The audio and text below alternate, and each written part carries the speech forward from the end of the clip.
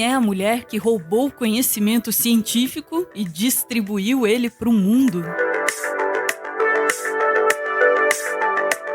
Quanto custa um conhecimento científico? A gente sabe que de um lado tem gente que não dá o menor valor para esse tipo de conhecimento, mas do outro lado tem gente cobrando bem caro por ele. Uma nova descoberta científica é descrita em um artigo científico.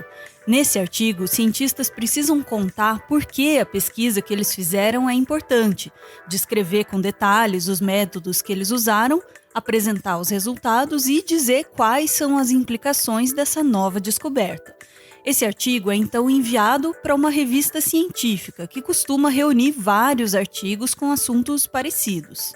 Por exemplo, o artigo contando a descoberta de fosfina em Vênus foi enviado para a revista Nature Astronomy, que publica artigos científicos sobre astronomia. Perceba que esse artigo foi enviado para a revista no dia 7 de fevereiro, mas só foi aceito para publicação no dia 13 de julho. Nesse intervalo de 157 dias, o artigo passou por um processo de revisão. Nesse processo, os editores da revista, que normalmente também são cientistas, recebem o artigo e avaliam se o assunto abordado é interessante o suficiente para ser publicado na revista. Depois, o artigo é enviado para outros 2 ou 3 cientistas especialistas no assunto, que vão avaliar o conteúdo para ver se está tudo certo, pedir correções e até dar dicas para melhorar o artigo. Esses 2 ou 3 cientistas que revisam o artigo são chamados de revisores. O mais comum é que o artigo retorne para os autores para que sejam feitas correções e melhorias antes da publicação final. O artigo costuma ficar nesse vai e vem por algum tempo. Todo o processo de revisão costuma levar alguns meses, às vezes um pouquinho mais. Esse artigo aqui foi enviado no dia 14 de junho de 1995, mas só foi aceito no dia 8 de maio de 2006, quase 11 anos depois. E depois de ser aceito, ainda demorou mais 2 anos para ser publicado. Bom, é isso aí. Jamais desista dos seus sonhos. A construção de um conhecimento científico não termina com a publicação do artigo. Na verdade, é a partir da publicação que as coisas começam a ficar interessantes. Porque não 2, mas milhares de cientistas de todo o mundo vão poder ler esse artigo e validar ou não esse conhecimento. Cada pontinho desses é um artigo publicado na revista Nature. As linhas de conexão entre os artigos indicam que eles foram utilizados por outros cientistas em artigos científicos. A ciência atual é uma grande rede de colaboração mundial. Para que essa rede seja estável e gere benefícios para a sociedade, é fundamental que cientistas do mundo todo tenham acesso aos artigos uns dos outros, o que muitas vezes não acontece. Muitos artigos não ficam disponíveis de maneira gratuita. São os artigos de acesso restrito, aqueles que você precisa pagar para poder ler. Nada melhor para exemplificar isso que esse artigo publicado na Nature, chamado A Crescente Inacessibilidade da Ciência, que até pouco tempo atrás só era acessível mediante a assinatura da revista ou o pagamento de $9, quase R$50 considerando a cotação de hoje. Tem artigos ainda mais caros. Esse aqui custa cerca de $36, quase R$200. Outros artigos são de acesso livre, ou seja, o acesso a eles é gratuito. Mas alguém precisa pagar a conta, e nesse caso, quem paga são os cientistas que querem publicar o artigo. Para você ter um artigo publicado no formato de acesso livre, os valores são bem altos.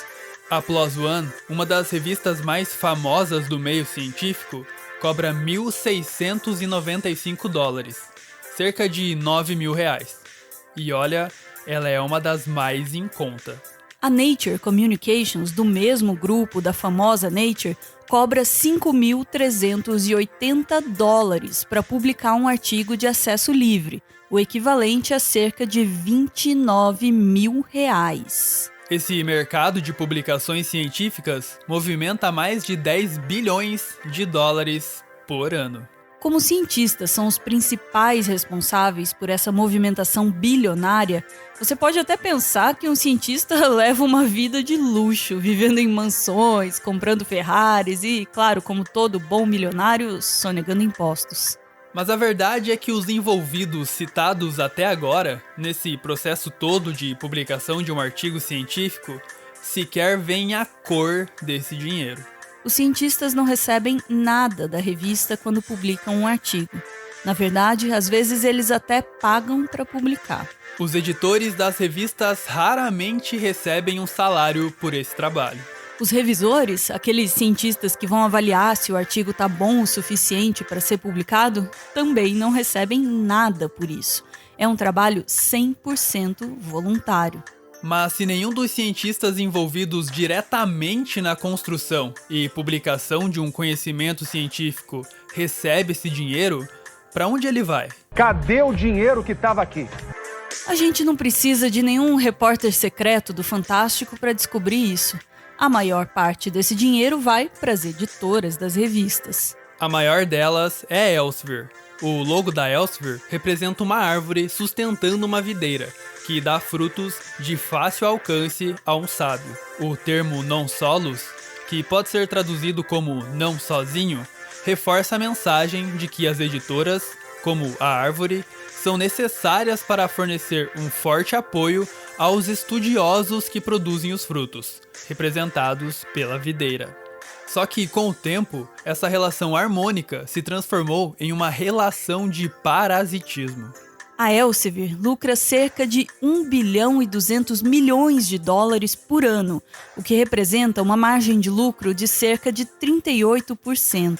Em 2010, essa margem de lucros da Elsevier foi maior do que a do Google, da Apple, da Amazon e do Banco Comercial da China. Isso quer dizer que quando um cientista paga $3.000 para publicar um artigo de acesso livre numa revista da Elsevier, $1.800 são usados no processo de publicação. Os outros $1.200 vão direto para o bolso dos acionistas da editora. Em 2005, o Deutsche Bank criticou essa margem de lucros absurda da Elsevier em um relatório de investimentos. A estrutura dessa indústria só pode ser considerada bizarra. O Estado financia a maioria das pesquisas, paga os salários da maioria dos cientistas que verificam a qualidade da pesquisa nos processos de revisão e, então, compra a maior parte do produto publicado. Nesse modelo, o Estado paga 3 vezes pelo produto. Acreditamos que as editoras agregam relativamente pouco valor ao processo de publicação. Se o processo realmente fosse tão complexo e caro quanto as editoras dizem, essa margem de lucro de quase 40% não seria possível.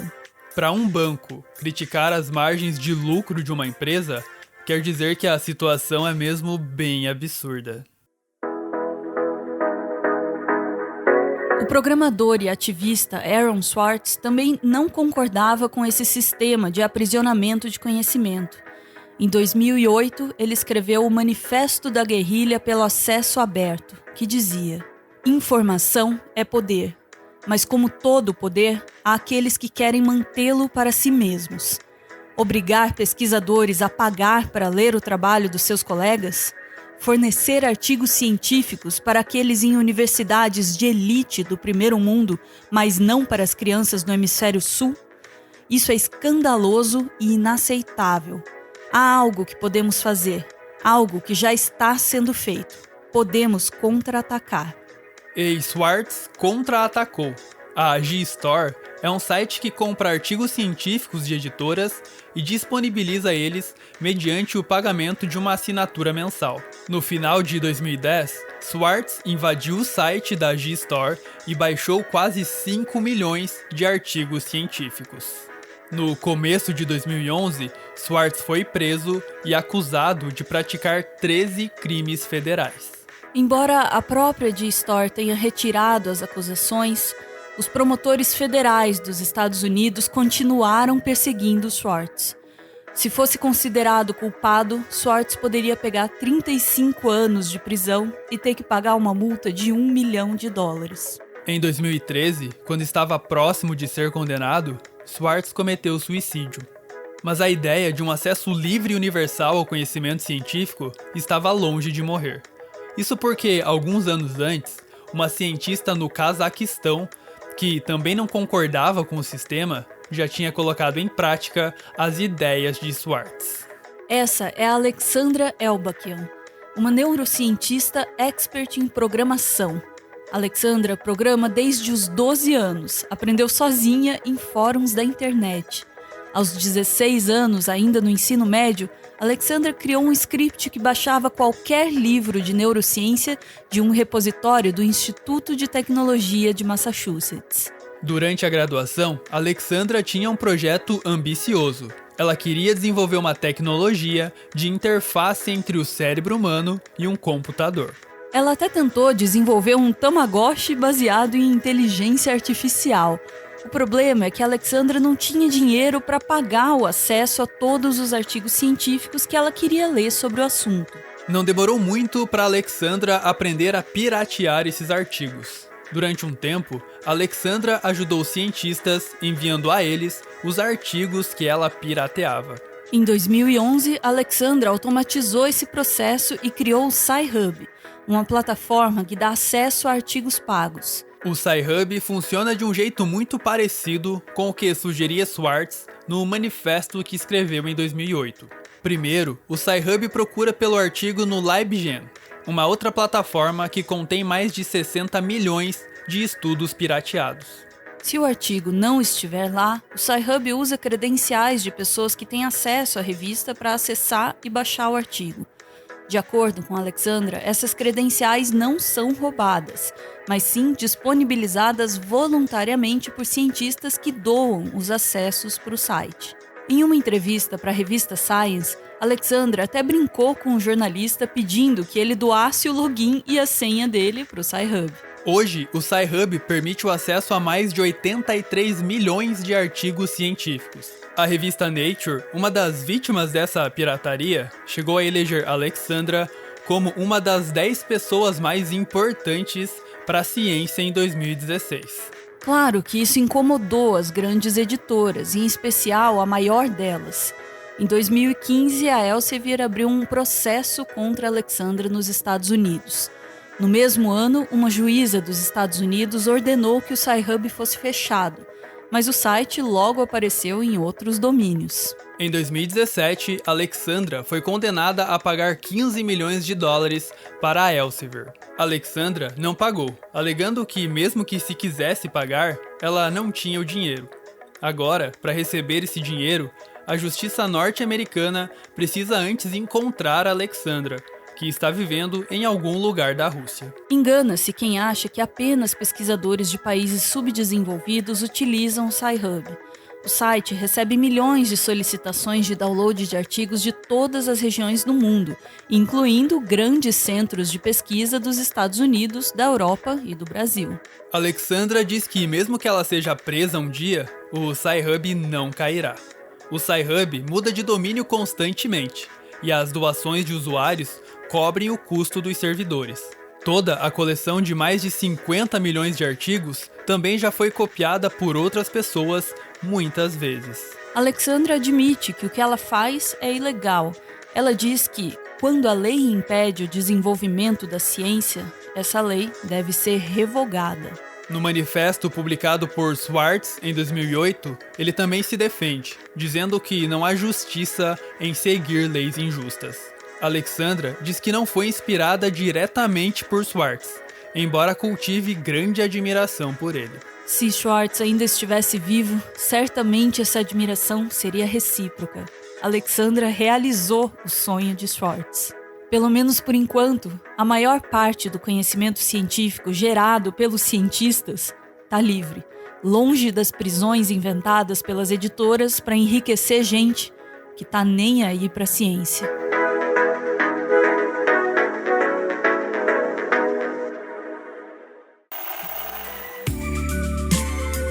Esse aí é o Everton. Ele é mestre em Biologia Evolutiva e ele faz um doutorado em Ecologia na Universidade Federal do Paraná. Ah, e ele é fã do Carl Sagan, mas aí também, quem não é?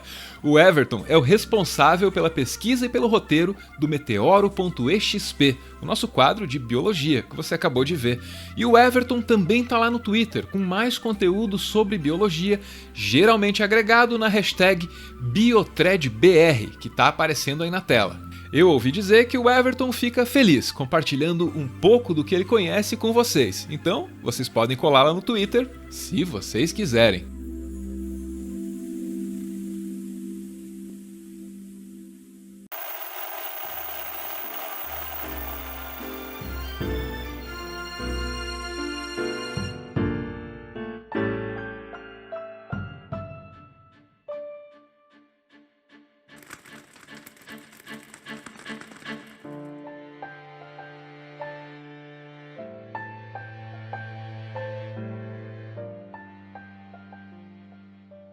Muito obrigado por ver esse vídeo até o final. O Meteoro é mantido graças a uma campanha de financiamento coletivo. Quem participa aparece aqui no finalzinho para receber o nosso agradecimento e também para homenagear quem ama.